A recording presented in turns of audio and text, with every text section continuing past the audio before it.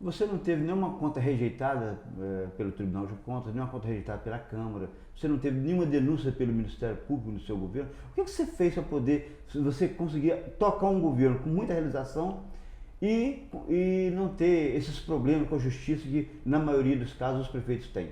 Equipe de trabalho. Equipe de trabalho e o zelo de a gente estar centralizando, eu era até um pouco centralizador nessas questões, mas sempre cobrando dos nossos companheiros. Fazer a coisa certa com agilidade.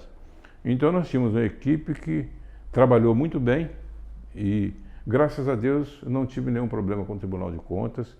Todas as contas foram aprovadas sem ressalvas e o município não tem nenhum tipo de problema em função da minha administração. Foi trabalho com equipe competente e séria, aproveitando funcionários efetivos e aqueles que eram comissionados também, pessoas competentes. Nós contratamos uma equipe para buscar recursos em Brasília.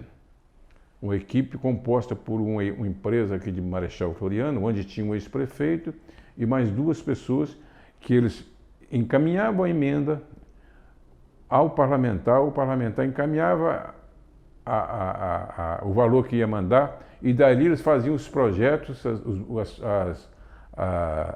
como ia aplicar aquele recurso, encaminhava, então a coisa andou muito, fluiu muito com essas equipes aí. Foi isso que nós fizemos, não tem segredo.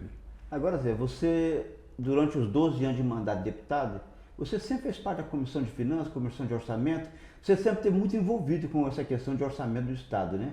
Quando você veio para a Iuna e se elegeu prefeito, parece que você trouxe bastante conhecimento dessa área jurídica, dessa área de orçamento e da área jurídica. Talvez isso aí facilitou você definir as questões de dentro do governo para evitar os problemas que normalmente o prefeito tem quando ele não tem conhecimento de causa. Sem dúvida. O político, eu que tive 12 anos de mandato, eu fui presidente da Comissão de Justiça por 8 anos, na Assembleia Legislativa, fui vice-presidente, participava ativamente da elaboração do orçamento, porque eu tinha interesse de colocar no orçamento aquilo que nós necessitávamos aqui no Caparaó, e naquela época a roupa era curta, né? Pouco recurso, investimento muito pouco, né? Você viu, eu assumi o governo em 2008, no dia que eu assumi, desceram 44 casas no Quilombo. E, felizmente, nós entregamos essas 44 casas nas casinhas populares lá em cima. E dinheiro do governo federal. Tivemos enchente, eu consegui fazer 9 pontes, e com recursos esses, em função do problema causado pela chuva, nós decretamos emergência no município e conseguimos os recursos. Tudo com essa equipe. Agora, o meu conhecimento como parlamentar me ajudou a decidir muita coisa, porque a gente tendo prática, são dois níveis diferentes, um a nível de município e outro a nível de estado. É uma questão só de adaptação. Então, me ajudou muito a administrar e agilizar um pouco a questão da administração pública.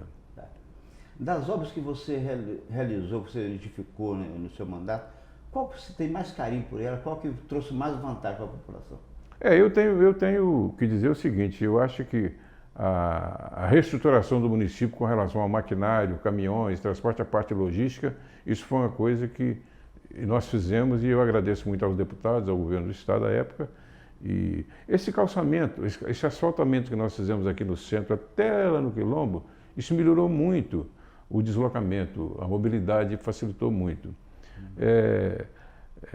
Nós fizemos um calçamento lá na Santa Clara, porque esse calçamento ele foi feito com o propósito de começar a dar uma condição melhorada na região, na área de turismo, né? Precisa de ter, para que o turismo melhore e avance aqui, fazer PPP, uma parceria pública-privada. O poder público entra com a sua parte, a parte privada, os empresários fazem os seus investimentos. É assim que faz.